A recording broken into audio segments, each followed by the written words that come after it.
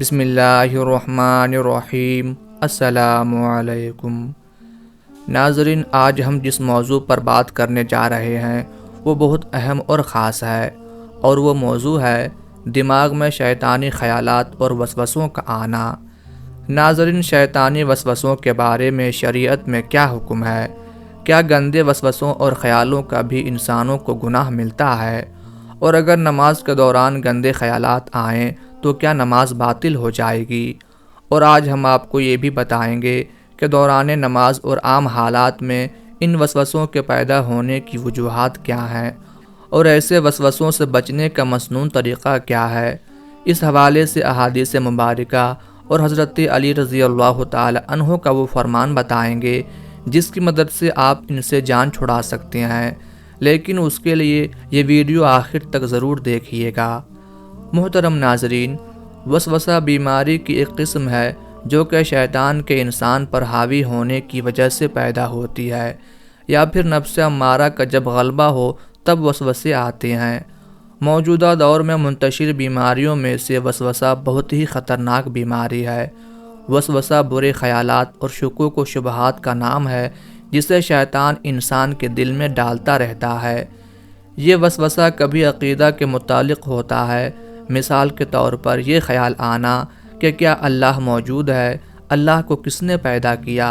کبھی عبادات جیسے صلاۃ اور طہارت میں شک کے طور پر ہوتا ہے، تو کبھی موہوم بیماریوں سے خوف اور ان کے بارے میں فکر مندی سے متعلق ہوتا ہے۔ نیز مختلف حوالوں سے انسان وسوسوں کا شکار رہتا ہے۔ کبھی یہ ہوتا ہے کہ نماز کی تکبیر تحریمہ ہوتے ہی ہم خیالوں کی وادی میں جا نکلتے ہیں، پھر ہوش تب آتا ہے جب امام صاحب سلام کی صدائیں لگا رہے ہوتے ہیں۔ یہ بھی پیش آتا رہتا ہے کہ ہمیں اپنے عقائد اور شعار دین وغیرہ کے بارے میں شک سا گزرنے لگتا ہے، تب ہم سہم کے رہ جاتے ہیں، ہمیں اپنا ایمان خطرے سے دوچار محسوس ہوتا ہے۔ دوستو، اب سوال یہ پیدا ہوتا ہے کہ یہ وسوسے پیدا کیوں ہوتے ہیں؟ ان وسوسوں کی الجھن میں ہمارے لیے اسلام میں کیا حکم ہے؟ آئیے شریعت اور سنت کی روشنی میں اس الجھن کی سلجھن دریافت کرتے ہیں۔ حضرت ابو ہریرہ رضی اللہ تعالی عنہ کہتے ہیں کہ رسول اللہ صلی اللہ علیہ وآلہ وسلم کے صحابہ میں سے کچھ لوگ آئے اور انہوں نے عرض کیا، یا رسول اللہ، ہم اپنے دلوں میں ایسے وسوسے پاتے ہیں جن کو بیان کرنا ہم پر بہت گراں ہے۔ ہم نہیں چاہتے کہ ہمارے اندر ایسے وسوسے پیدا ہوں اور ہم ان کو بیان کریں۔ آپ نے فرمایا، کیا تمہیں ایسے وسوسے ہوتے ہیں؟ انہوں نے کہا، ہاں۔ آپ نے فرمایا، یہ تو عین ایمان ہے۔ یعنی نبی کریم صلی اللہ علیہ وآلہ وسلم نے وسوسوں کو عین ایمان قرار دیا ہے کہ انسان اسے برا سمجھتا ہے جو وسوسے اسے آتے ہیں۔ جیسا کہ کسی صحابی نے وسوسہ کی شکایت کی تو آپ صلی اللہ علیہ وآلہ وسلم نے فرمایا، اللہ اکبر، اللہ اکبر، شکر ہے اس اللہ کا جس نے شیطان کے مکر کو وسوسہ بنا دیا۔ یہ وسوسے کبھی اللہ کی طرف سے سزا کے طور پر ہوتے ہیں، جیسا کہ ارشاد ربانی ہے، جو میری یاد سے روگردانی کرے گا اس کی زندگی تنگی میں رہے گی۔ تو کبھی اللہ کی طرف سے آزمائش ہوتی ہے تاکہ اس کے گناہوں کی مغفرت اور برائیوں کا کفارہ ہو جائے۔ نبی کریم صلی اللہ علیہ وآلہ وسلم کا ارشاد ہے، مسلمان کو کوئی تکلیف و پریشانی، بیماری، فکر و غم اور مصیبت نہیں لاحق ہوتی، یہاں تک کہ جو کانٹا اسے چبھتا ہے، مگر اللہ ان کے ذریعے اس کے گناہوں کو مٹا دیتا ہے۔ برے خیالات اصل میں ہمارے برے کردار کا نتیجہ ہیں۔ اگر ہم نیک کام کریں گے تو خیالات بھی نیک ہوں گے۔ تو اچھے خیالات پیدا کرنے کے لیے برائی کو ترک کرنا پڑے گا اور اچھائی کو اپنانا ہوگا۔ اور اللہ تعالیٰ کا ہمارے اوپر کتنا بڑا احسان ہے کہ وہ مالک ہمارے برے خیالات پر مواخذہ نہیں کرتا جب تک کہ ہم برائی کا ارتکاب نہ کر لیں، لیکن اگر خیالات اچھے ہوں، انہیں عملی جامہ نہ بھی پہنا سکیں، تو بھی اللہ کی طرف سے اس پہ ہمارے لیے نیکیاں لکھی جاتی ہیں۔ حضرت ابو ہریرہ رضی اللہ تعالی عنہ سے روایت ہے کہ رسول اللہ صلی اللہ علیہ وآلہ وسلم نے فرمایا، بے شک اللہ نے میری امت کے ان وسوسوں سے درگزر فرمایا ہے جو سینوں میں پیدا ہوتے ہیں جب تک لوگ ان پر عمل نہ کریں یا زبانی اظہار نہ کریں۔ ناظرین، وسوسے کی دو قسمیں ہیں۔ نمبر 1، جو بغیر اختیار کے خود بخود دل میں پیدا ہو جاتا ہے، جس میں آدمی کا ذاتی ارادہ شامل نہیں ہوتا۔ یہ وسوسہ تمام شریعتوں میں قابل معافی ہے۔ نمبر 2، اپنے اختیار اور ذاتی ارادے کے ساتھ دل میں برائی کا تصور پیدا کرنا۔ یہ وسوسہ شریعت محمدیہ میں اس وقت تک قابل معافی ہے جب تک اس وسوسے والا زبانی اظہار یا جسمانی عمل نہ کر دے۔ اور ایک دوسری روایت میں حضرت ابو ہریرہ رضی اللہ تعالی عنہ سے روایت ہے کہ رسول اللہ صلی اللہ علیہ وآلہ وسلم نے ارشاد فرمایا، اللہ تعالی فرشتوں سے فرماتا ہے کہ جب میرا کوئی بندہ برائی کرنے کا ارادہ کرے تو اسے اس کے خلاف اس وقت تک نہ لکھو جب تک کہ وہ اس سے سرزد نہ ہو جائے۔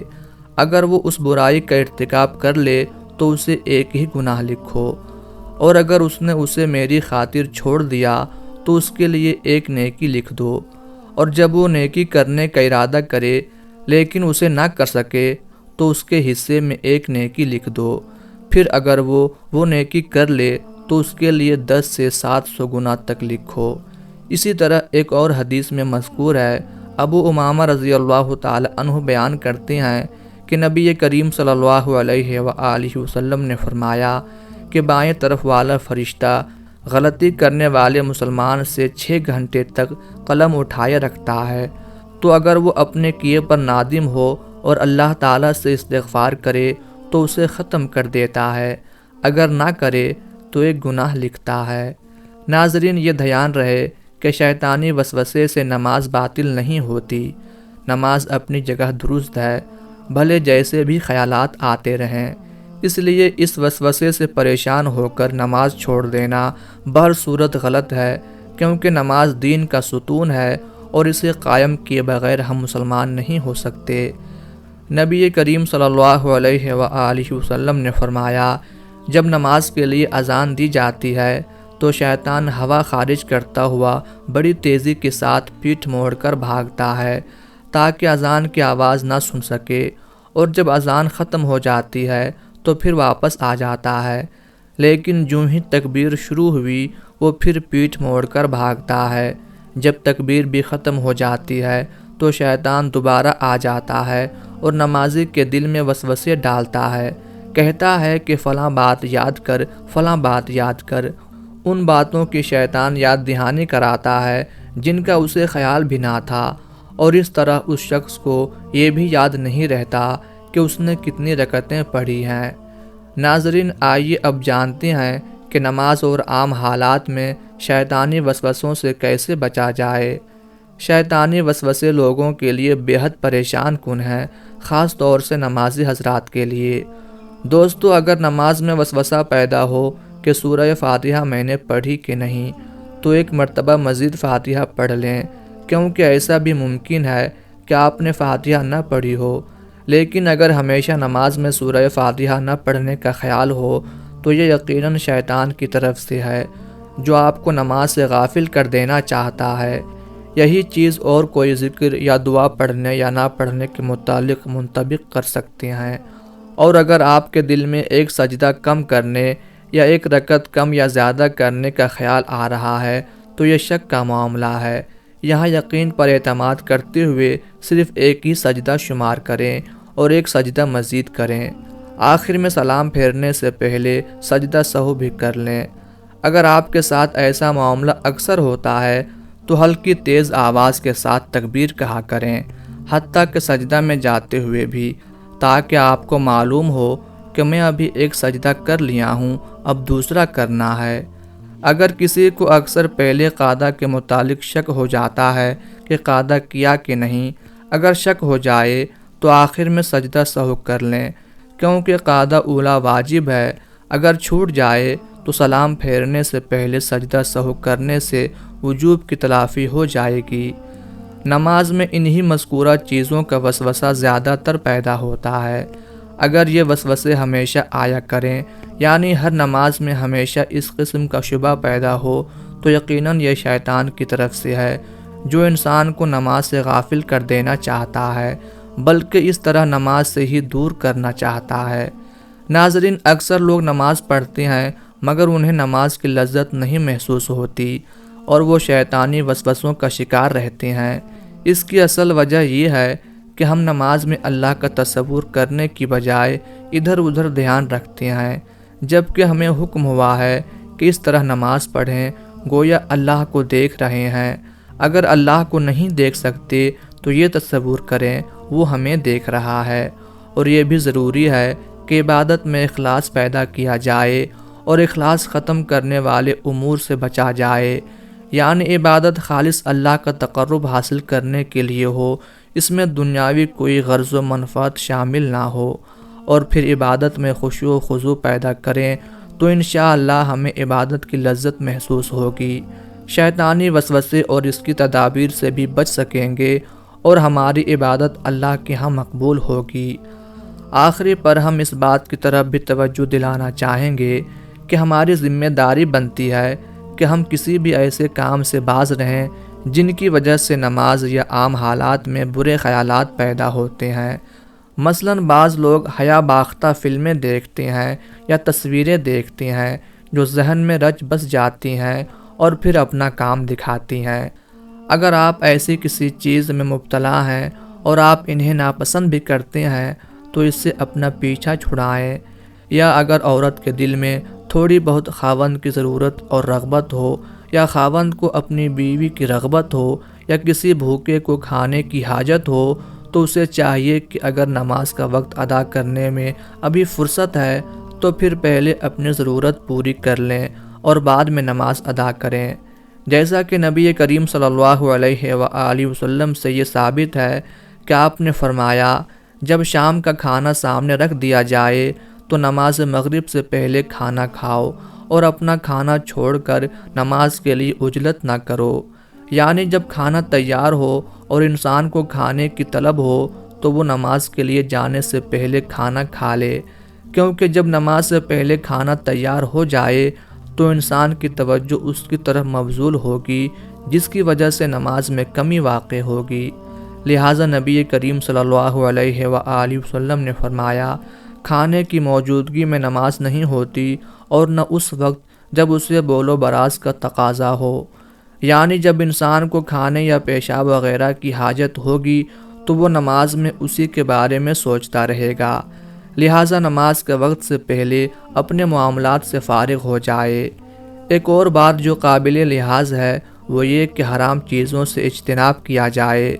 حرام چیزوں کے استعمال کی وجہ سے بھی وسوسے اور برے خیالات پیدا ہونے کا احتمال زیادہ ہوتا ہے۔ اس حوالے سے آپ کو حضرت علی رضی اللہ تعالی عنہ کی ایک روایت سے بھی آگاہ کرتے ہیں اور وہ عمل بھی بتاتے ہیں جو آپ رضی اللہ تعالی عنہ نے وسوسوں کو دور کرنے کے لیے تجویز فرمایا۔